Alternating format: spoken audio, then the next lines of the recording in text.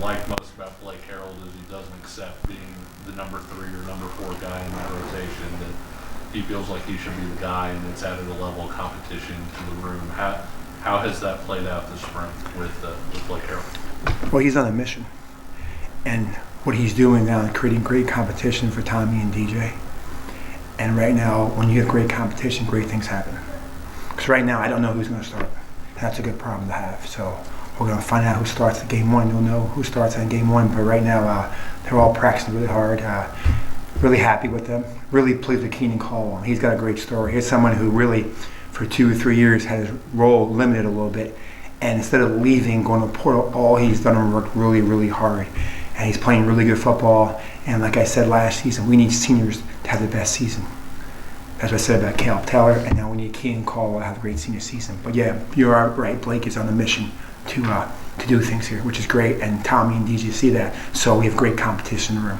How much does that mean for a guy like Keenan? Comes in to be sort of a 2-gap tackle.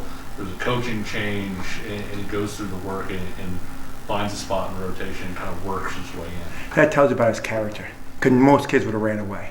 And he kept on fighting, kept on working. I think a perfect example was last season after the Illinois game. Hey coach, come to my office, I want to play, what can I really do? And we talked about a couple of things he needed to focus on.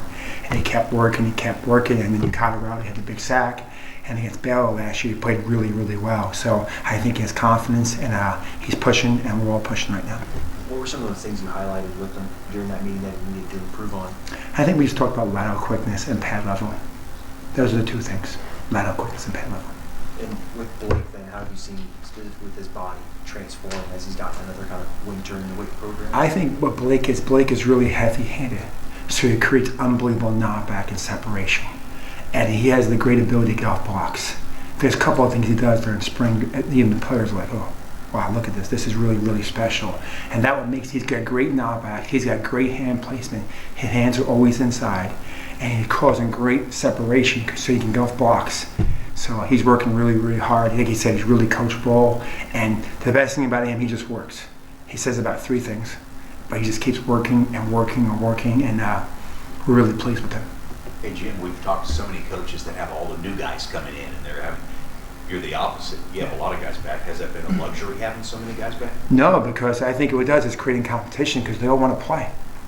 Right now, we have 6 guys that are competing for jobs, which is really, really a good thing. And as long as they keep working, I told the players today, this is our mission. We have 15 days of spring ball to get better. And then we got 7 weeks, which is 50 days to improve. And then we got 30 more practices. So as long as we keep getting better every day, keep improving what we need to get better, 1% better every day, we'll be ready to go for that first game. So that's what we've been working on here. But competition is the greatest answer in life. It cures all problems. Jim, with those vets, do you feel like they have a sense of leadership team-wise too? I think they're learning. I think we've been really fortunate here. Like in 2022, we had Sam Burke, great leader. 2023, Devin Phillips ran the room. 24, Caleb Taylor ran the room. Right now, there's not one individual. I think they're all learning to be more vocal because they had 3 dominant guys every year lead. So now they're learning. They're learning when to say it, how to say it, why to say it. So it's a lot of those kind of conversations with me one-on-one. Say, all right, what do you think you should have said here? Why am I saying this? Maybe you should say this next time. So it's me teaching them how to do that. That's a great question. What did you think about the opportunity to get Gage back, and what's it been like having him back on? That's great. I have a great relation with Gage, and we needed a need. Players wanted him back. He left the right way. We wanted him back. He came back, and I was very direct with Gage. I said, Gage, you didn't play football last season. You're going to start at the bottom of the depth chart, and you're going to work. And all he's done here is work. He's happy to be back here. He really appreciates Kansas. He's honored to be back, so we expect big things for him in his role. How do you think it can help him that he's had the perspective of spending a year elsewhere? I think he knows why we do things here. I think he knows how we care about the players. I think he knows about the resources here, and I think he sees this is the place he wanted to be. We want players to be at Kansas. With Gage, you mentioned that the players wanted him back. Is that something that you talked to them about, like when Gage was in the portal, or is that something you got a sense for kind of after he was back and around guys? When he entered the portal, we decided we wanted to bring an experience, we need a defensive inside player in here. Reach out to the players. The players came to me and said, Coach, I know we want to bring one in here. What about him? Because it's about a fit in the room. Okay, my position is a rotation position. So we need to keep rotating players. So we want someone who can fit the room. Does that make sense, guys? We're looking for a guy who can fit in the room. We believed that he's the perfect fit for us, what we're doing this year. How about Marcus Calvin? What do you see from him? Working really hard. He's by far, the amount of time he puts in this building with me and Coach Zach is simply amazing. He is working, he is working, he is working, and he is working. And he is on a projection to play about 10 plays this year. So I'm really pleased with him, and he's really, the thing about Marcus is really coachable. And I tell Marcus all the time, football is the greatest sport in the world because it doesn't care how big you are. It really doesn't care how long you are. You know, if you're 6'4", or 5'11", it cares about how you work. And I know this, if you work really, really hard, you're going to have success. It just, when will that happen, right? Everyone's journey is different. Blake's journey is going to be different than Marcus's journey, right? Different people, different person, but that's what he's working. I'm really pleased with his performance. I think you said Gage left the right way. What does that mean to you, and did that matter in bringing him back? I think everything matters. Like I said, we had a need. Okay, we went and looked at the portal, and he was in the portal. We reached out to him. I had a really long conversation with him, and you guys know I'm pretty direct, right? So I'm sure he wasn't really happy with that. But I told him, hey, this is where we're at. This is what we need. This is what you got to do. You got to work yourself back in the team and work hard. And he's done that, and I'm really happy he's back here. I have a great relationship with him, so I'm really happy he's back here. Gage, was there any sense that he's going to other schools, or was it kind of okay? He wants to immediately come back. When he hit the portal, when he called me, left a message. Coach, I'm in the portal. Can we speak? He had no idea we're looking for an inside player. I said we're looking for an inside player, and he was very, very. I think it was like I said, it was a perfect fit.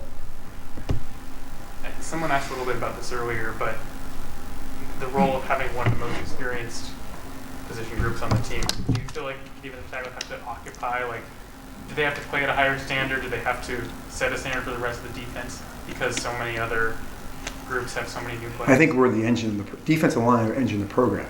But the best thing about right now is they're all trying to get playing time. There is no depth chart right now. So, you know what I'm saying? So it's really competition right now. That's what the key is right now. We have great competition in the room. As long as the competition is great, because of what? It makes them really lock in, focus. When they see this guy make a play, well, I better make a play.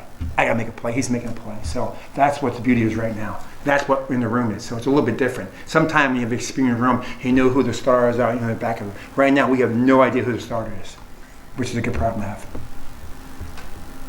The new coach, or new defense coordinator, DK McDonald, how do you see your guys buying into the new DC? I think DK's got great personality, can relate to the players. He had a relationship with the players last season, so it's been a smooth transition. They're happy. So I think it's pretty easy right now. When you have a relation with players, it's easy. It's easy to push players when you have a relation with players. I'm hard on the players, but I have a relation with players. You can push them as long as you have a relation with them. You got to show that you have to care. DJ was a guy that was a high school defensive end, bulked up, Yeah. you know, had a lot of success. Blake Harold kind of following in a similar path. How much does it help the young guys who come in, you know, who maybe have to follow a similar path, to have somebody that they can point to and say, hey, this guy did the same exact thing that I'm doing. I can kind of follow this guy and follow in his. I think when players see another player have success, they're really curious why they're having success. And that's the most important thing, you know, is player success. Right now we have guys come in and we look for a certain defensive lineman. You know what I'm saying? A lot of time you bring these big human beings in, they gotta lose 30 pounds and put on 15 pounds, and it's like a 2.5 year process. You know, we're looking for explosive, twitchy, athletic defensive linemen that can get bigger and get stronger and get more explosive and all that stuff. So I think it's great because I think they know the program works. Players want to know, can you help me? Football players want to know, can I, coach, help me get my success? So it's easy to show them, hey, this is what you've done. This is the plan for nutrition. This is the plan in the weight room. This is the plan we have for you coaching. And they see players have success. Oh, cool. It's called buy-in. Does that make sense? What's the next step for DJ and Tommy? To be dominant every play. That's the next step, to be dominant every play. I'm probably harder than them to anybody else in this program. Do you see that in them? Yeah, I do. You know, but right now their standards is like my standards. So, and they're really competitive and they're working hard and they know this is it they know this is the last season. So, and they're excited. They're playing with great energy, great effort. They're playing with toughness. So this is exactly where we need to be their senior year. Like I told you before, we need our seniors to have great senior years. Any team that's successful have great senior play and leadership. So right now we have Tommy, we have DJ, Gage, Keenan, we have Dean Miller, we have Fink. We need them to have a great senior season. That's the key to have success, in my opinion. Anything else for Panagos? Thanks, guys.